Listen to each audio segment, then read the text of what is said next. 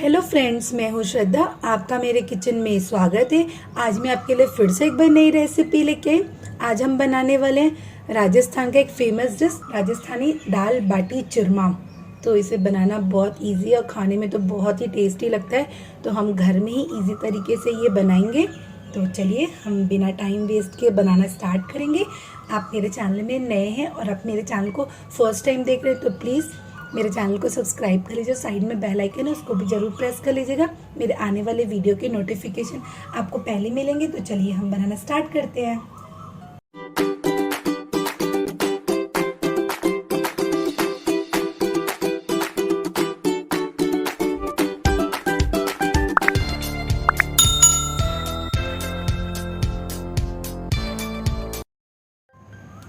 तो चलिए हम दाल बाटी चूरमा बनाना स्टार्ट करेंगे।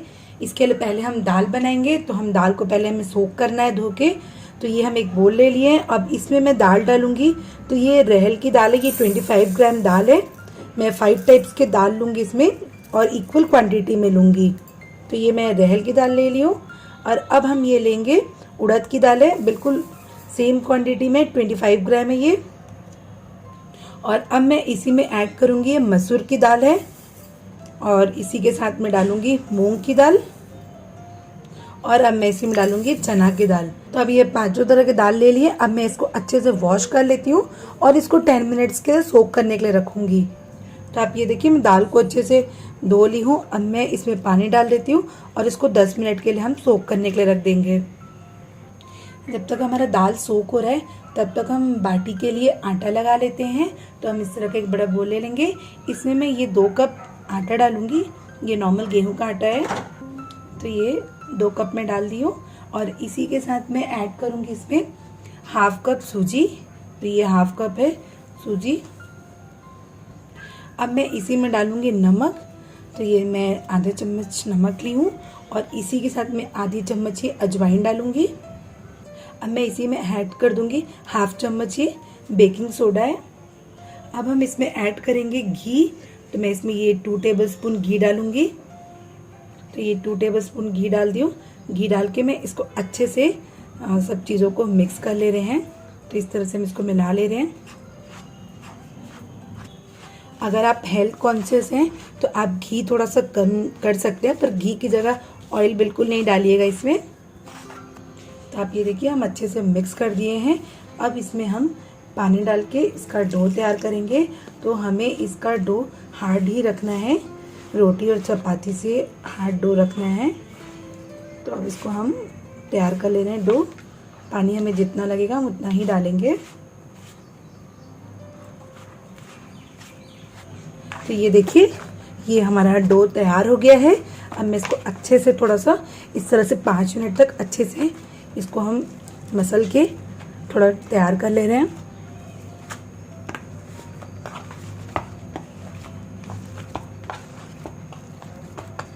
तो आप ये देखिए इसको मैं अच्छे से 5 मिनट मसल के तैयार कर ली हूँ। अब मैं इसको कवर करके 20 मिनट तक छोड़ देती हूँ। तो आप ये देखिए दाल भी हमारा फूल गया है। अब मैं एक कुकर ले रही हूँ और इसमें हम सारा ये दाल डाल देते हैं। तो अब ये कुकर में हम दाल डाल दिए। अब मैं इसी में 2 कप पानी डाल दूँगी। तो ये हम दोनों कप पानी डाल दिए। इसमें आधा चम्मच ये हल्दी डाल देंगे और ये 1 चम्मच हम नमक डाल दे रहे हैं।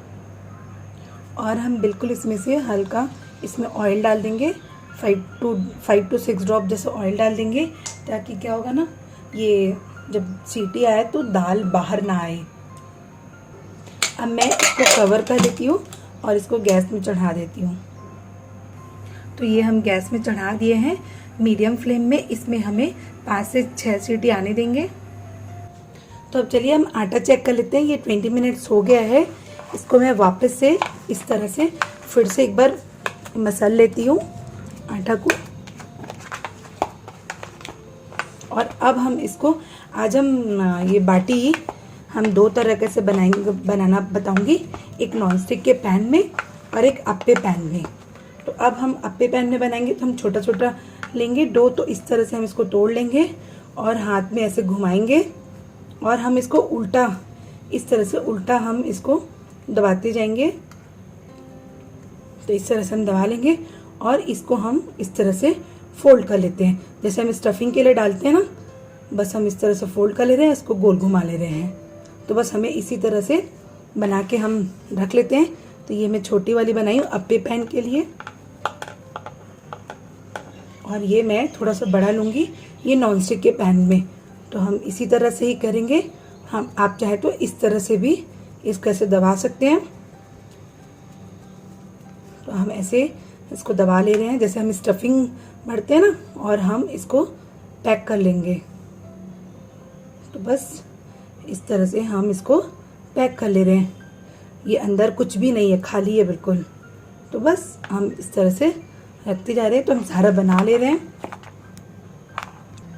और मैं आपको एक तरीका और बता देती हूँ, आप अगर आप इस तरह का प्रोसेस नहीं करना चाहते तो बस सिंपली इस तरह इसको गोल कर लीजिए और ऐसे रख लीजिए। बस इस तरह से भी आप बना सकते हैं। हम पैन में बनाएंगे तो इस तरह से हम पैन में रख ले रहे हैं बाटी।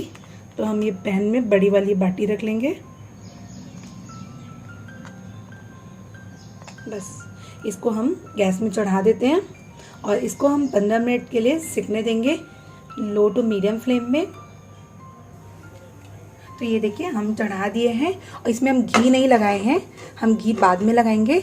अब इसको हम 15 मिनट के लिए सिकने देंगे, फिर हम इसको टर्न कर लेंगे बीच में। अब मैं आपको ये अप्पे पैन में दिखाती हूँ।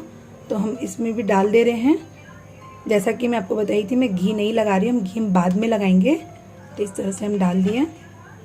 तो आप ये देखिए मैं इसमें डाल दी, इसको भी हम चढ़ा दे रहे हैं गैस में। तो मैं इसको गैस में रख दी, इसको कवर कर देती हूँ और इसको हम 3 से 4 मिनट बाद पलट लेंगे। तो अब हम ये अप्पे पैन वाला खोल लेते हैं। तो ये देखिए एक साइड का ये सिक गया है। अब मैं इसको इस तरह से टर्न कर ले रही हूँ, तो ये दूसरी तरफ भी सिक जाए।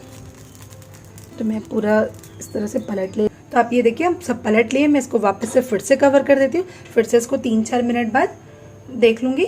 अब मैं आपको पैन वाला दिखा देती हूँ। अब मैं आपको ये पैन वाला भी खोल के दिखाती हूँ। ये 15 मिनट हो गया है। तो इसको भी हम पलट लेते हैं। तो ये देखिए इधर से भी अच्छे से सिक गया है। अब मैं इसमें हल्का सा घी लगा देती हूँ। तो बस हम हल्का हल्का सा, ताकि ये अच्छे से क्रिस्प हो जाए। तो इस तरह से मैं इस तरह से चारों में घी लगा दे रही हूँ। और मैं इसको फिर से कवर कर दूंगी। क्या होता है ये पैन में ये हम बेक कर रहे हैं तो ये साइड का नहीं होगा। तो मैं आपको साइड का कैसे क्रिस्पी करना है वो भी मैं आपको बताऊंगी। पहले मैं इसको कवर कर देती हूँ वापस से इसको 10 मिनट के लिए।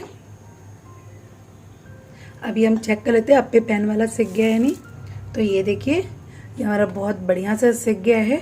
अब मैं गैस का फ्लेम को ऑफ कर देती हूँ और हम पैन वाला भी चेक कर लेते हैं। अभी हम खोल लेते हैं, इसको भी हम चेक कर लेते हैं। तो देखिए ये भी बहुत बढ़िया से सिक गया है। ये भी देखिए अब सिक गया है कितना अच्छे से। बस ये साइड वाला नहीं सेका है। तो अब मैं इसको आपको बताती हूँ कि हमें साइड से कैसे इसको सेकना है। अब हम इसमें इसको ग्रिल करेंगे। तो इस तरह से हम ये ले लेते हैं और ये हम साइड में इस तरह से हम लगा देते हैं। तो ये अच्छे से गैस में ये सिक जाएगा, क्योंकि हमें साइड साइड ही सेकना है। ये हमारा अच्छे से सिक चुका है। तो इसी तरह से मैं बाकी का भी इस तरह से इसको लगा दे रही हूँ और इसको हम टर्न करते जाएंगे। तो बस हम इसको ऐसे हल्का हल्का इसको इस तरह से टर्न कर लेंगे तो ये अच्छे से साइड का भी सिक जाएगा। तो अब ये देखिए साइड का भी ये सिक गया है। तो अब ये देखिए दाल भी हमारा पक गया है। तो चलिए अब हम दाल में तड़का लगा लेते हैं। तो अब ये हम कढ़ाई चढ़ा लिए हैं और इसी में मैं ऐड कर दूंगी इस तरह से 2 चम्मच घी। अब ये देखिए घी हमारा गर्म हो गया। अब इसमें मैं बिल्कुल थोड़ा सा हींग डाल देती हूँ और इसी के साथ मैं इसमें डालूंगी आधी चम्मच ये इस तरह से राई के दाने और हम आधा चम्मच इसमें जीरा ऐड करेंगे। तो इसको भी हम अच्छे से क्रैकल होने देते हैं।